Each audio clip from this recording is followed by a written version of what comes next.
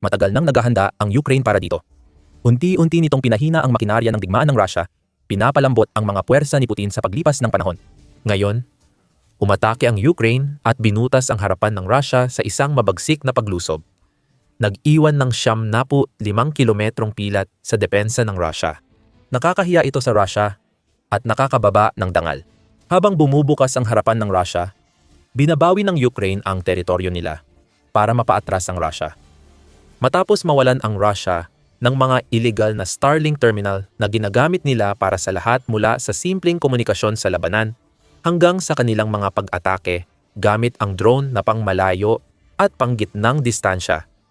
Sinamantala ito ng Ukraine at naglunsad ng mga pag-atake sa tatlong sektor ng tinatayang 1,000 at 100 kilometro o 600 at 84 na milyang linya ng harapan.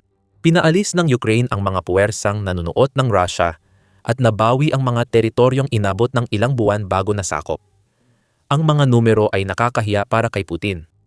Noong Pebrero 16 pinalaya ng Ukraine ang mahigit 12 pamayanan sa loob ng halos 1 linggo at umuusad sila papunta sa malaking sentro ng depensa ng Russia habang hinahanap ng kanilang sundalo ang kalaban. Babalikan natin ang sentrong iyon mamaya. Sa Zaporizhia, ang pinakamalaking tagumpay ng Ukraine ay nangyari nang mabawi nila ang 5 nayon gamit ang infantry, drone units, at armored transport team sa kahabaan ng 30 kilometrong o 19 na milyang linya ng labanan malapit sa lungsod ng Huliapola. Napilitan ang mga puwersa ng Russia sa lugar na iyon na umatras at tumakbo. Umatras ang mga puwersang iyon sa kabila ng Ilog Hedor na inabot ng ilang buwan tawirin, kaya nawala ang mga tagumpay nila noong tag-init. Mahalaga ito para sa Ukraine at may dagdag na detalye sa Euromaidan Press. Ipinakita na ginugol ng Russia ang halos 2 buwan sa opensiba patungong Oleksandrivka at Huliapola. Nasakop ang Huliapola para magpatuloy ng pag-atake pa kanluran at hilagang kanluran. Sa bandang 8 ng Pebrero, may hindi magandang nangyari sa Russia, kasabay ng pagkawala nila ng access sa Starlink. Halos tumigil ang mga pag-atake sa mga direksyong ito, kaya sinamantala ng Ukraine at umatake ng malakas sa sektor ng Oleksandriivka. Umatake ang Ukraine patimog silangan at napaatras ang Russia mula Orestopil at Oleksivka, kaya't nagkaroon ng daan Paturova at Berezova. Ayon sa Euromaidan Press, isa pang ilog ang naging mahalaga dito. Sa pagkakataong ito ay ang Ilog Yanchor. Umatake ang puwersa ng Ukraine sa ilog at muling nabawi ang Yehorivka, Slohoda, Ribna, Vishneva at Pershotrevneva. Sa ngayon, dagdag pa ng Euromaidan Press, tila itinutulak ng Ukraine na palayain ang pamayanan ng Probilna sa isang malinaw na pagtatangka na itaboy pabalik ang mga puwersa ng Russia sa kabilang panig ng isa na namang ilog. Isa pang pag-atake ng Ukraine ay naganap sa hilaga ng Huliapola, patungo sa direksyon ng Ilog Hydra. Nabanggit namin na natawid ng puwersa ng Ukraine ang ilog habang pinapalayo nila ang Russia. Nabawi rin nila ang Kozipseva at Ternovarta. Kasabay na pag-atake rin ang ginawa sa parehong ilog. Nabawi ng Ukraine ang Praluki at Olonokostyantonivka. Kaya natulak sila patungong Varvarivka na ngayon ay bahagyang kontrolado ng Ukraine.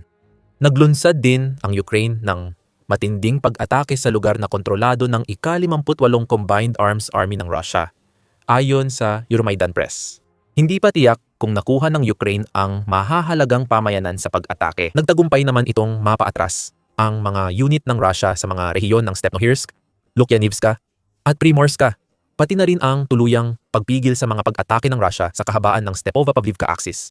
At kung huminto na nga ang mga opensiba ng Russia, maaaring mga hulugan ito na magkakaroon ng mas maraming pagkakataon para sa mga kontra-atake ng Ukraine. Sinabi natin kanina na ang pagtigil ng mga unit ng Russia sa kanilang mga pag-atake ay nagbigay ng pagkakataon para sa lahat ng nakita natin nitong nakaraang linggo. At mas marami pang mga pagkakataon ang nabubuo. Mas marami pang teritoryo na okupado ng Russia ang nanganganib ngayon. Sinabi natin na nakakahiya ito para sa Russia. Kanina sa video, kulang pa nga ang pahayag na iyon. Ito ay parang katapusan ng mundo para sa mga puwersa ng Russia.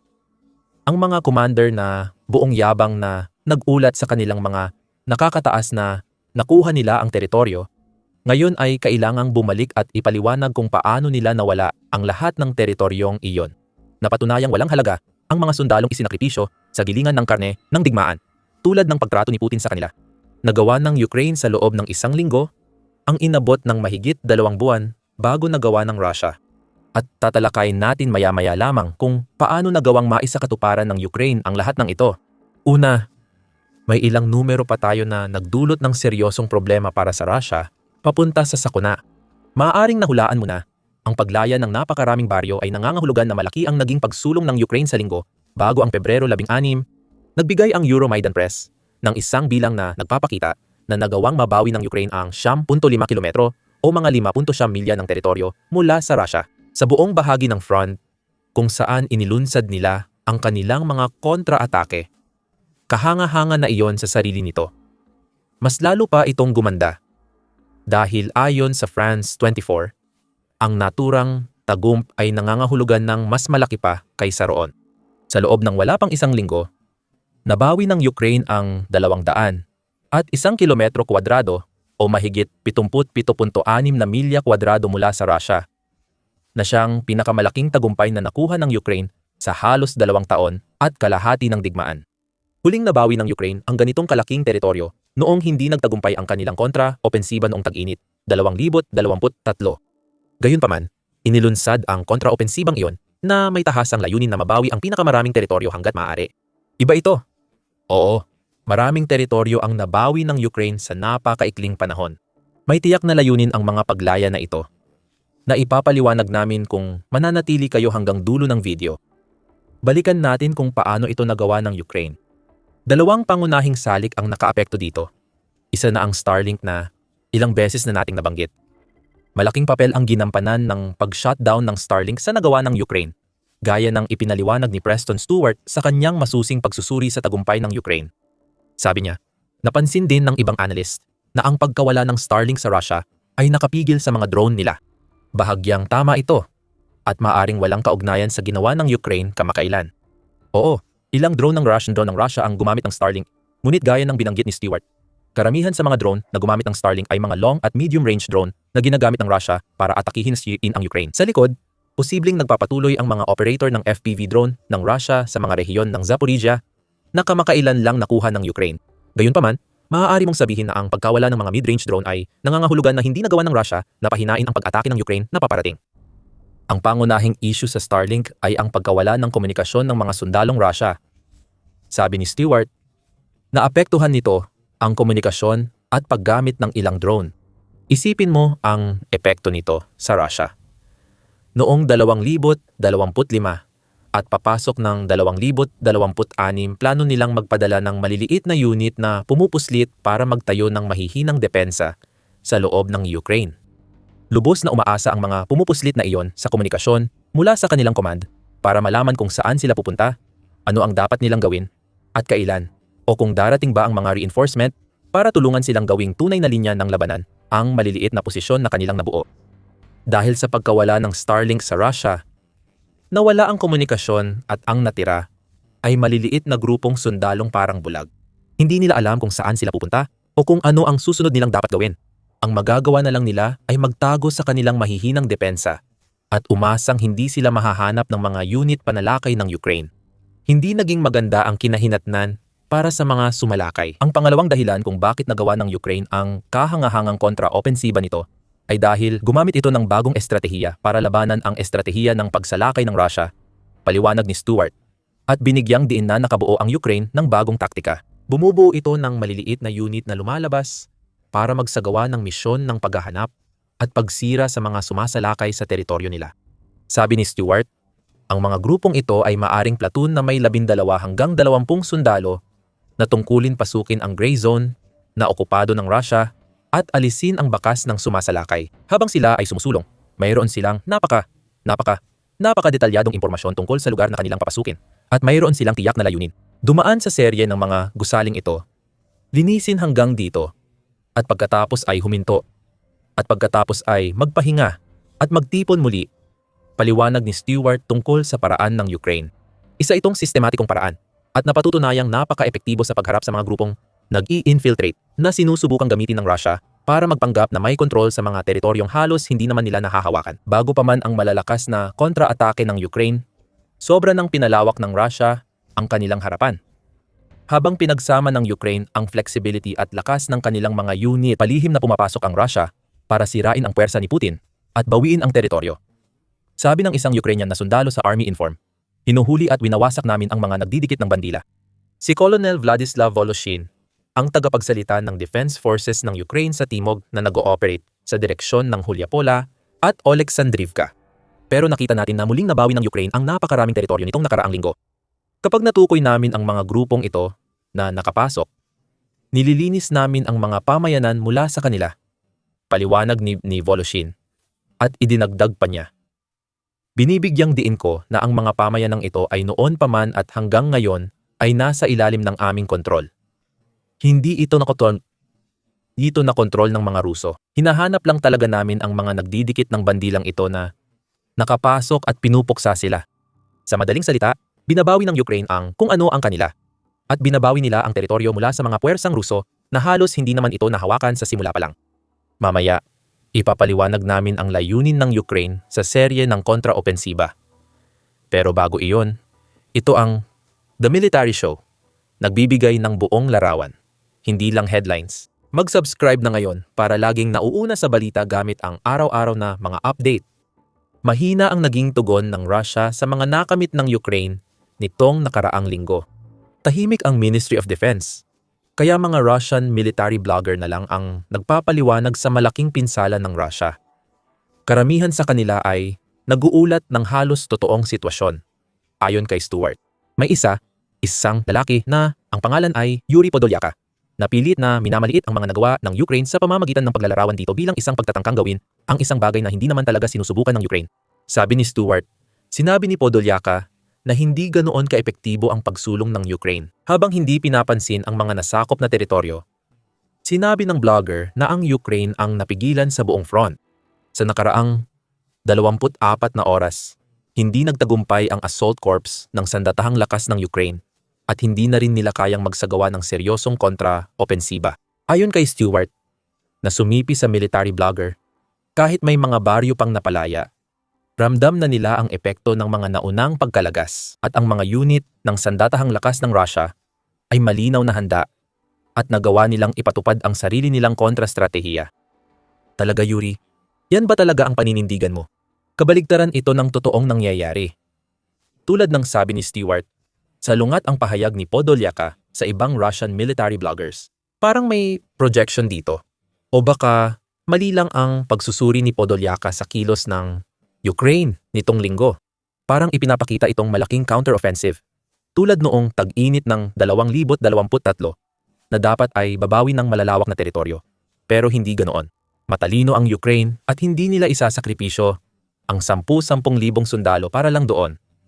Mas mahalaga pa ang plano nila para sa mga teritoryong napalaya. Ang planong iyon ay tungkol lang sa stabilisasyon. Hinahanda ng Ukraine ang sarili para sa mga mangyayari sa 2026 sa buong kontra-opensiba na ito. Ayon sa Euromaidan Press, matalino ang Ukraine sa paglilimita ng opensiba sa tactical o gray zone kung saan tuloy ang labanan. Sa isang banda, tama si Podolyaka na hindi kayang panatilihin ng Ukraine ang tagumpay nito para ituloy ang paglusob sa Zaporizhia. Si Konstantin Mashavets, na binanggit ng Institute for the Study of War, ay nagsabi rin nito. Pero sa kaso ni Mashavets, naiintindihan niya na hindi sinusubukan ng Ukraine na pagtibayin ang kanilang mga posisyon, kundi layon nilang patatagin ang ilan sa pinakamagulong bahagi ng front sa Zaporizhia. Bakit? Naghahanda ang Rusya para sa bagong opensiba sa tag-init ng 2026. Layunin ng Ukraine ngayon na gambalain ang iskediul ng opensiba ng Rusya.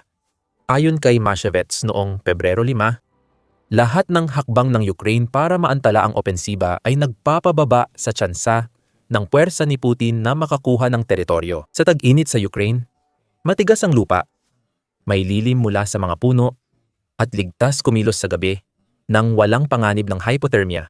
Gusto ng Ukraine na siguraduhin na handa sila sa pag-atake kapag tama na ang kondisyon. Iniulat ng ISW na ang opensiba ng Russia sa tag-init ay magtutuon sa direksyon ng lungsod ng Orokhiv-Zaporizhia. Kaya naman ginugol ng Russia ang ilang buwan sa pagtatangkang mabawi ang teritoryong muling nabawi ng Ukraine nitong nakaraang linggo. Ayon sa Kiev Post, planong magpadala ng Russia ng 100,000 sundalo para sa opensiba. na posibleng mula sa kanilang strategic reserve. Nagbigay si Putin ng mahigpit na deadline para sa mga atake sa Zaporizhia. Ngunit halos imposible na itong makamit ng Russia bago ang tag-init. Dapat mabawi ang teritoryo para magawa ang opensiba sa lawak na gusto ni Putin. Kaya, ang mga darating na buwan sana ay gugugulin sa paghahanda at mas malalim na pagsulong. Ngayon, kailangan nilang gugulin ang mga buwan na iyon sa paggawa ng eksaktong parehong bagay na inakala ng Russia na naabot na nila ilang buwan na ang nakalipas. Ngayon, natagpuan ng Russia ang sarili nito sa isang gipit na sitwasyon. Sa isang banda, ayaw nitong gamitin ang mga strategic reserve na matagal na nitong binubuo mula pa noong 2025 para muling mabawi ang teritoryong napalaya ng Ukraine. Ang mga reserbang iyon ay para sa opensiba ngayong tag-init. Kaya habang mas marami pang hinuhugot si Putin mula sa partikular na reserbang iyon, mas hindi magiging epektibo ang paparating na opensiba ng Russia.